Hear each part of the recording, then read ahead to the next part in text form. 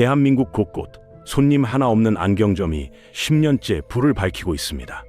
사람들은 묻습니다. 마진이 얼마나 좋으면 저렇게 버티느냐고. 하지만 진실은 정반대입니다. 문을 닫는 순간 서울 외곽 아파트 한 채 값 5억 원의 빚이 확정되기 때문에 폐업조차 못하는 겁니다. 왜 이들은 탈출구 없는 감옥에 갇혔을까요? 스마트 글라스 시대, 동네 안경점의 운명은 어디로 향할까요? 함께 파헤쳐 보겠습니다.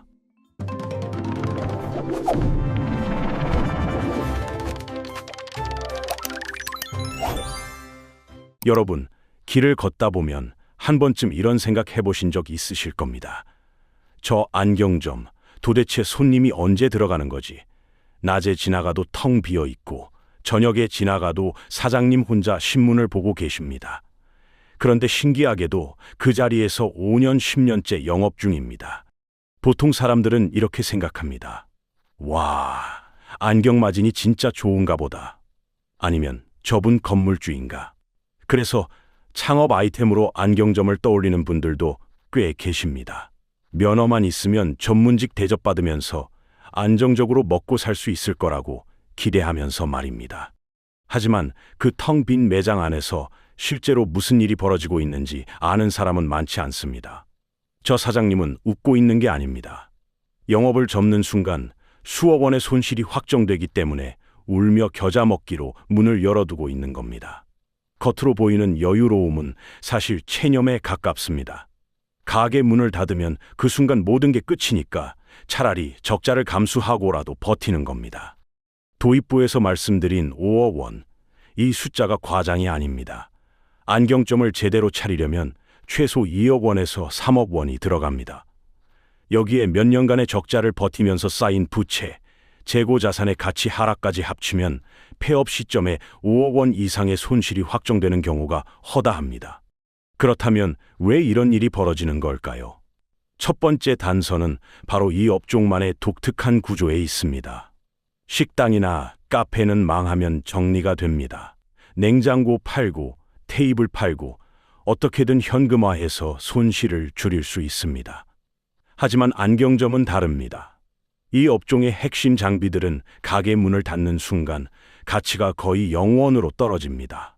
안경점은 들어가기는 쉬워도 나오기가 거의 불가능한 구조입니다. 이런 현상을 경제학에서는 매몰 비용의 함정이라고 부릅니다. 매몰 비용이란 이미 지출해서 되돌릴 수 없는 비용을 말합니다. 쉽게 말해 이미 써버린 돈입니다. 합리적인 판단이라면 매몰 비용은 무시하고 앞으로의 손익만 계산해야 합니다. 하지만 인간은 그렇게 냉정하지 못합니다. 이미 쏟아부은 돈이 아까워서 손실을 확정짓기 싫어서 조금만 더 버티면 나아지지 않을까 하는 희망으로 계속 붙들고 있게 됩니다. 동네 안경점 사장님들이 바로 이 함정에 빠져 있는 겁니다. 오늘 이 영상에서는 동네 안경점이 왜 이런 상황에 처하게 되었는지 그 구조적 원인을 하나하나 파헤쳐 보겠습니다. 단순히 불황이라서, 경쟁이 심해서가 아닙니다. 훨씬 더 근본적인 문제가 이 업종을 서서히 옥죄고 있습니다. 여기서 한 가지 이상한 점이 있습니다. 요즘 자영업 상황이 얼마나 심각한지 뉴스 많이 보셨을 겁니다. 2024년에는 대한민국 역사상 처음으로 연간 폐업자가 100만 명을 넘어섰습니다. 식당, 카페, 편의점 할 것 없이 문 닫는 곳이 넘쳐납니다. 그런데 안경점은 상황이 다릅니다. 2025년 기준 전국 안경점은 약 1만 1천 곳으로 5년 전보다 오히려 630곳이나 늘었습니다. 같은 기간 개업이 폐업의 6.8배에 달했습니다. 이것만 보면 안경점이 꽤 안전한 업종처럼 보입니다. 하지만 이 숫자를 곧이곧대로 믿으면 안 됩니다. 폐업률이 낮다는 건 두 가지 의미가 있습니다. 첫 번째는 정말로 장사가 잘 되어서 문을 닫을 이유가 없는 것입니다. 두 번째는 문을 닫고 싶어도 닫을 수가 없어서 억지로 버티고 있는 것입니다. 안경점의 경우는 불행히도 두 번째에 해당합니다. 이런 상태를 좀비 자영업이라고 부를 수 있습니다. 좀비 기업이라는 말 들어보셨을 겁니다. 이자도 못 갚으면서 은행 돈으로 연명하는 기업을 말합니다. 정상적인 시장이라면 퇴출되어야 하는데 여러 가지 이유로 퇴출되지 않고 시장에 남아서 자원을 낭비하는 존재입니다. 동네 안경점 상당수가 바로 이런 상태입니다. 죽어야 새 살이 돋는데 죽지 못해서 서서히 썩어가고 있는 겁니다. 왜 빠져나갈 수 없는 걸까요? 이걸 이해하려면 안경점이라는 업종의 특수한 구조를 알아야 합니다. 크게 세 가지 족쇄가 있습니다. 첫째는 장비의 족쇄, 둘째는 재고의 족쇄, 셋째는 시장 구조의 족쇄입니다. 이 세 가지가 복합적으로 작용해서 안경점 사장님들의 발목을 잡고 있습니다. 먼저 장비부터 살펴보겠습니다. 안경점을 운영하려면 고가의 전문 장비가 필요합니다. 렌즈 가공기는 렌즈를 깎아서 안경테에 맞추는 기계입니다. 검안기는 눈의 시력과 상태를 정밀하게 측정하는 장비입니다. 자동 굴절 검사기는 눈의 굴절 이상을 자동으로 측정해주는 기기입니다. 이런 장비들 대부분이 독일이나 일본에서 수입하는 정밀 기기입니다. 가격이 얼마나 할까요? 제대로 된 장비로 구비하면 최소 1억 원, 좋은 걸로 맞추면 2억 원도 훌쩍 넘깁니다. 문제는 이 장비들이 폐업할 때 전혀 현금화가 안 된다는 겁니다. 식당 냉장고나 카페 에스프레소 머신은 중고 시장이 있습니다. 제값은 못 받더라도 어느 정도는 회수할 수 있습니다. 하지만 안경 관련 전문 장비는 중고 수요가 거의 없습니다. 이미 포화 상태인 시장에 새로 안경점을 여는 사람이 드물기 때문입니다. 포화 상태란 이미 시장에 안경점이 너무 많아서 더 이상 들어갈 자리가 없는 상황을 말합니다. 결국 수천만 원, 수억 원짜리 장비가 폐업 시점에 고철값 수십만 원으로 전락합니다. 여기에 인테리어 원상 복구 비용까지 더해집니다. 가게를 닫는 행위 자체가 곧 파산 선고가 되는 겁니다. 그래서 적자가 나도 버틸 수밖에 없습니다. 앞서 말씀드린 장비 문제를 조금 더 자세히 들여다보겠습니다. 안경점의 핵심 장비는 크게 두 가지입니다. 하나는 렌즈 가공기이고 다른 하나는 검안기입니다. 렌즈 가공기는 말 그대로 렌즈를 깎아서 안경테에 맞추는 기계입니다. 렌즈는 처음에 동그란 원판 형태로 들어오는데 이걸 고객이 선택한 안경테 모양에 맞게 정밀하게 깎아내는 겁니다. 검안기는 눈의 시력과 상태를 정밀하게 측정하는 장비입니다. 근시인지 원시인지 난시가 있는지 어느 정도 도수가 필요한지를 파악합니다. 이 두 가지가 없으면 안경점 영업 자체가 불가능합니다. 그런데 이 장비들이 정말 비쌉니다. 독일 칼자이스나 일본 니데크 같은 유명 브랜드의 렌즈 가공기는 신품 기준으로 5천만 원에서 1억 원 사이입니다. 검안기도 비슷한 수준입니다. 여기에 자동 굴절 검사기, 안압 측정기 같은 부속 장비들까지 더하면 장비비만 1억 5천만 원에서 2억 원이 훌쩍 넘어갑니다. 창업할 때는 이렇게 생각합니다. 비싸긴 하지만 한번 사면 오래 쓰니까 괜찮겠지. 초기 투자비가 높아도 시간이 지나면 충분히 뽑을 수 있을 거야. 그런데 문제는 투자비를 회수하기도 전에 장사가 안 된다는 겁니다. 그리고 폐업을 결심했을 때 이 장비들의 남은 가치가 거의 0에 가깝다는 걸 깨닫게 됩니다. 왜 이런 일이 벌어질까요? 안경 관련 장비 시장은 매우 특수합니다.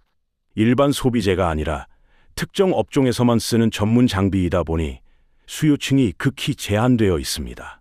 새로 안경점을 여는 사람만 이 장비를 필요로 하는데 신규 진입자가 많지 않습니다. 기존 안경점도 장비를 교체할 일이 많지 않습니다. 한번 사면 10년 이상 쓰는 내구재이기 때문입니다. 내구재란 한번 사면 오래 쓸 수 있는 물건을 말합니다. 결국 중고 장비를 사려는 사람이 없으니 가격이 형성되지 않습니다. 팔려고 내놔도 사겠다는 사람이 안 나타납니다. 가끔 동남아나 개발도상국으로 수출되는 경우가 있긴 한데 이마저도 운송비와 중개 수수료를 빼면 남는 게 거의 없습니다. 결국 수천만 원짜리 정밀 장비가 고물상에 팔리는 신세가 됩니다. 고물상에서 받는 가격은 기껏해야 수십만 원, 금속 프레임값 정도입니다. 실제로 전국 안경원의 평균 사업 존속 연수는 13년 5개월입니다. 다른 자영업에 비하면 긴 편입니다. 하지만 이걸 성공의 증거로 볼 수는 없습니다. 그만큼 오랫동안 빠져나가지 못하고 버티고 있다는 뜻이기도 하니까요. 이게 왜 족쇄가 되느냐면 폐업 비용이 너무 크기 때문입니다. 문을 닫으면 장비 투자비를 거의 전액 손실 처리해야 합니다. 여기에 인테리어 철거 비용까지 더하면 폐업하는 데만 수천만 원이 들어갑니다. 차라리 적자를 보면서 영업을 계속하는 게 당장의 현금 흐름에서는 덜 손해입니다. 매달 적자가 200만 원이라고 해도 폐업 비용이 1억 원이면 50개월은 버텨야 본전입니다. 그래서 사장님들이 이를 악물고 버티는 겁니다. 장비만 문제가 아닙니다. 재고도 큰 문제입니다. 안경점에는 수백, 수천 개의 안경테가 진열되어 있습니다. 이 안경테들이 폐업 시 또 다른 함정이 됩니다. 음식점을 한번 비교해 볼까요? 음식점이 망하면 냉장고에 있는 식재료가 문제입니다.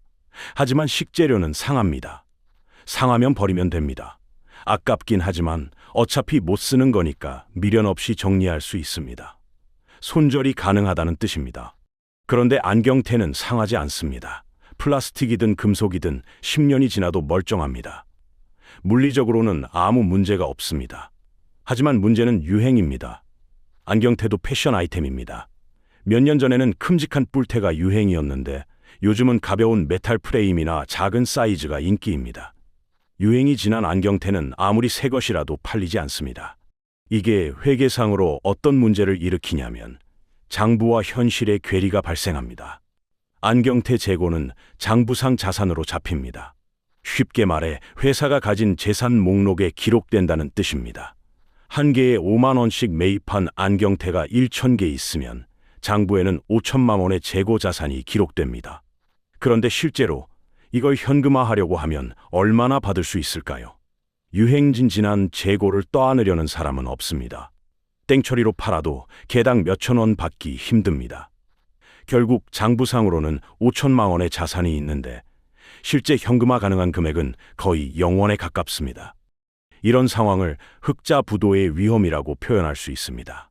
흑자부도란 회계상으로는 이익이 나고 자산도 있는데 정작 현금이 없어서 망하는 경우를 말합니다. 장부를 보면 재고 자산이 수천만 원 있으니까 괜찮아 보입니다. 하지만 실제로 이걸 현금으로 바꾸려면 불가능에 가깝습니다. 창고에 쌓인 안경테는 재산이 아니라 사실상 빚과 같습니다. 더 심각한 건 이 재고가 계속 쌓인다는 겁니다. 안경업계에는 이런 관행이 있습니다. 브랜드에서 신상품이 나오면 일정 물량을 의무적으로 가져가야 합니다. 인기 있는 브랜드 제품을 취급하려면 신상품 물량을 받아줘야 하는 구조입니다. 그래서 팔리지 않는 재고는 쌓이고 또 새 재고가 들어오고 이 악순환이 반복됩니다. 결국 안경점 창고에는 수년간 팔리지 않은 안경테가 산더미처럼 쌓이게 됩니다. 어떤 사장님들은 이 재고를 처분하지 못해서 창고를 따로 임대하는 경우도 있습니다. 재고를 보관하느라 월세를 내는 아이러니한 상황이 벌어지는 겁니다. 이 모든 게 폐업을 더 어렵게 만듭니다. 폐업하면 이 재고를 어떻게 처리해야 할지 막막하니까 차라리 영업을 계속하면서 조금씩이라도 소진하자는 생각을 하게 됩니다. 장비와 재고라는 내부적인 족쇄에 더해서 시장 구조라는 외부적인 족쇄도 있습니다.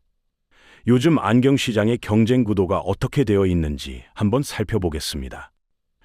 결론부터 말씀드리면 동네 안경점은 태생적으로 가격 경쟁에서 이길 수 없는 구조에 놓여 있습니다.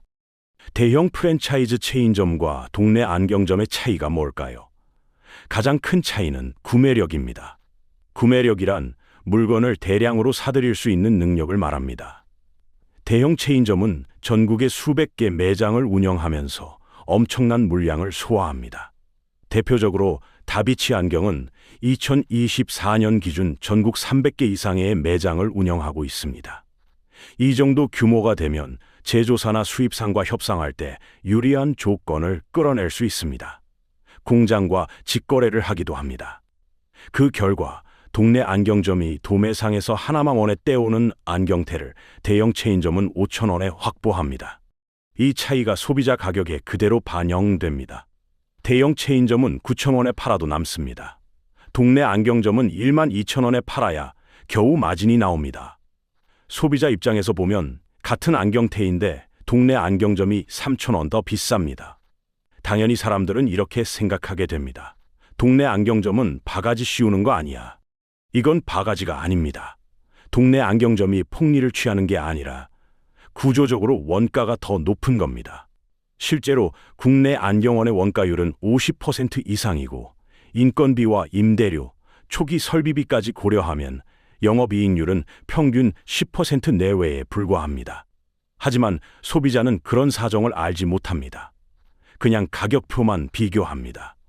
결과적으로 동네 안경점에 대한 신뢰가 무너지게 됩니다. 여기서 한국 시장에 특수한 문제가 있습니다. 바로 기술료에 대한 인식입니다. 안경을 맞추려면 시력 검사를 해야 합니다. 이 시력 검사, 즉 검안은 사실 꽤 전문적인 기술입니다. 눈의 상태를 정밀하게 측정하고 그 사람에게 맞는 도수와 렌즈 타입을 처방하는 일입니다. 원래대로라면 이 기술에 대해 별도의 비용을 받아야 합니다. 실제로 미국이나 유럽 같은 나라에서는 검안비를 따로 받습니다. 안과나 검안사에게 시력 검사를 받고 비용을 지불한 뒤 그 처방전을 들고 안경점에 가서 안경만 구입합니다. 검안 서비스와 안경 판매가 분리되어 있는 겁니다. 하지만 한국에서는 안경점에서 검안을 무료로 해줍니다. 안경을 사면 검안은 공짜라는 인식이 굳어져 있습니다. 이게 왜 문제냐면 안경점의 수익 구조가 오로지 제품 마진에만 의존하게 되기 때문입니다. 검안이라는 기술 서비스에서 수익을 낼 수 없으니 안경테와 렌즈를 팔아서 모든 비용을 감당해야 합니다. 그런데 앞서 말씀드렸듯이 제품 마진에서 대형 체인점을 이길 수가 없습니다. 결국 동네 안경점은 가격 경쟁에서 지고 기술료도 못 받고 이중으로 불리한 상황에 처하게 됩니다. 운동장 자체가 기울어져 있는 겁니다. 경쟁 구조도 문제지만 사실 더 큰 변화가 안경시장 전체에서 일어나고 있습니다. 시력 교정이라는 안경의 본래 기능이 점점 축소되고 있는 겁니다. 가장 큰 원인은 시력 교정 수술의 보편화입니다. 라식은 레이저로 각막을 깎아서 시력을 교정하는 수술입니다. 각막은 눈의 가장 바깥쪽에 있는 투명한 막입니다. 라섹은 각막 표면을 벗긴 뒤 레이저를 쏘는 방식입니다. 스마일 라식은 최소한의 절개로 각막 속 조직만 제거하는 최신 기술입니다. 이런 수술들이 이제 특별한 게 아닙니다. 가격도 많이 내려왔습니다. 요즘 라섹은 150만 원대부터, 라식은 200만 원대부터 가능합니다. 20대, 30대 젊은 층 상당수가 이미 시력 교정 수술을 받았거나 고려하고 있습니다. 이 사람들은 안경이 필요 없습니다. 안경점의 핵심 고객층이 증발하고 있는 겁니다. 여기에 노안 수술까지 등장했습니다. 예전에는 나이 들면 어쩔 수 없이 돋보기나 다초점 안경을 써야 했습니다. 하지만 요즘은 다초점 렌즈를 눈에 삽입하는 수술이 있습니다. 이 수술을 받으면 근시, 원시, 노안을 한 번에 교정할 수 있습니다. 수술비가 꽤 비싸긴 하지만 경제적으로 여유 있는 중장년층 사이에서 점점 인기를 얻고 있습니다. 시력 교정용 안경에 대한 수요는 계속 줄어들 수밖에 없습니다. 그렇다면 안경 시장에서 살아남는 곳은 어디일까요? 두 부류입니다. 첫째는 안경을 패션 아이템으로 파는 곳입니다. 젠틀모스터가 대표적입니다.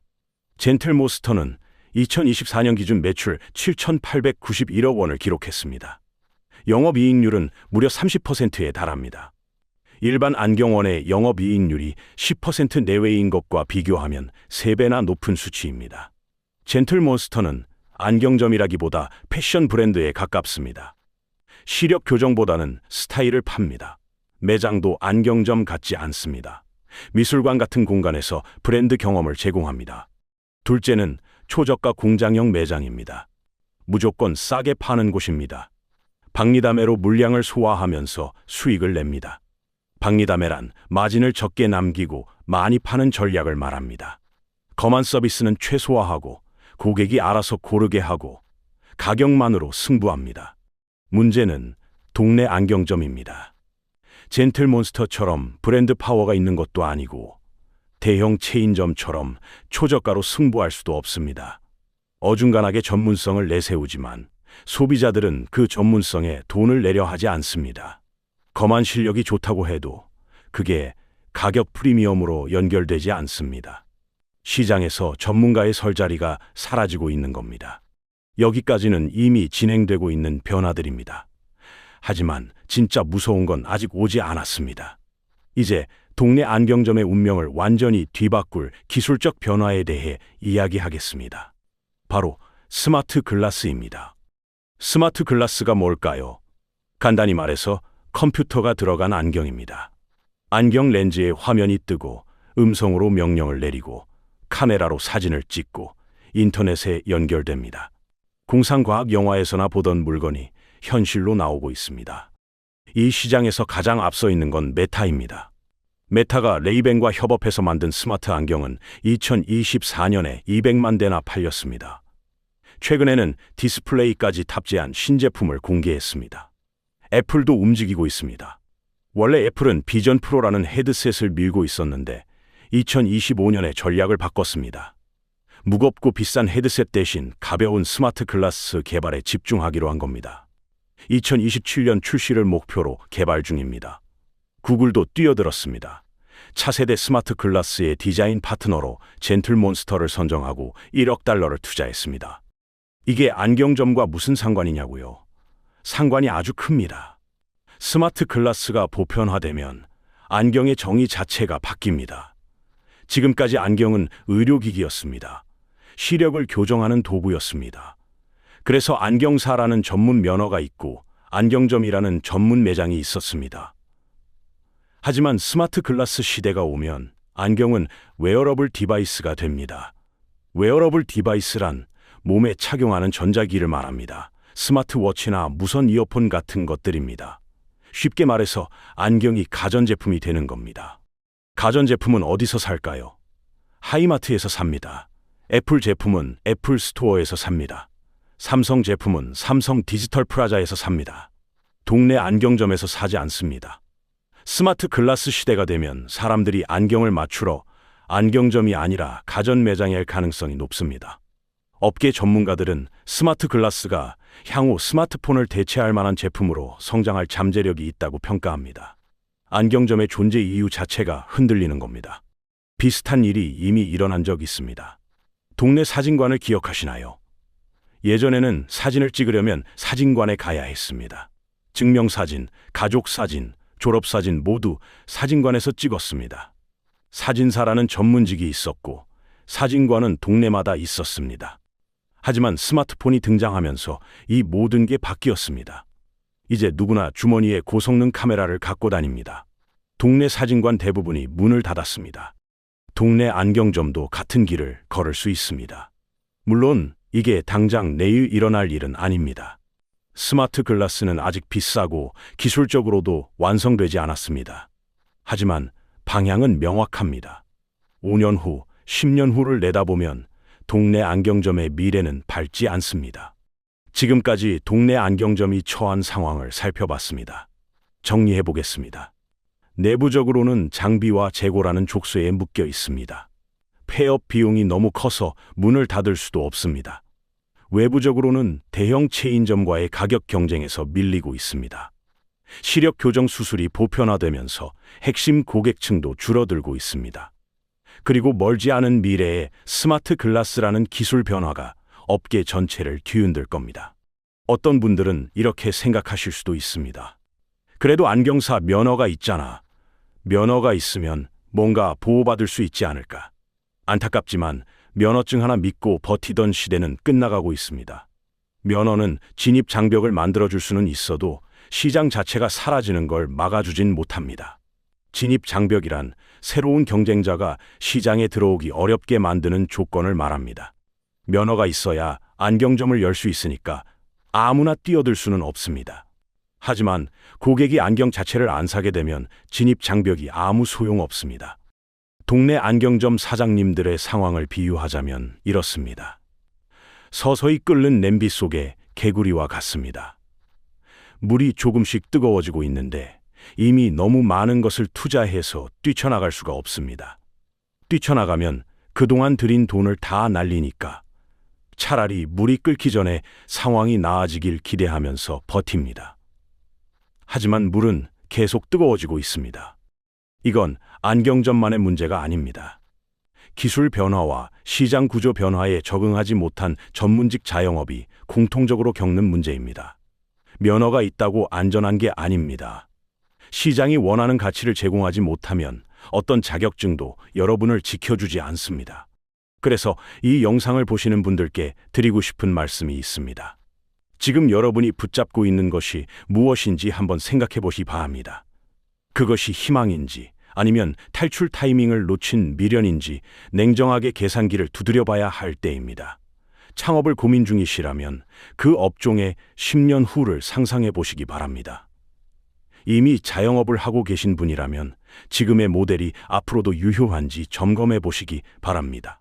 변화의 속도는 생각보다 빠르고 준비 없이 맞이하는 변화는 재앙이 될 수 있습니다.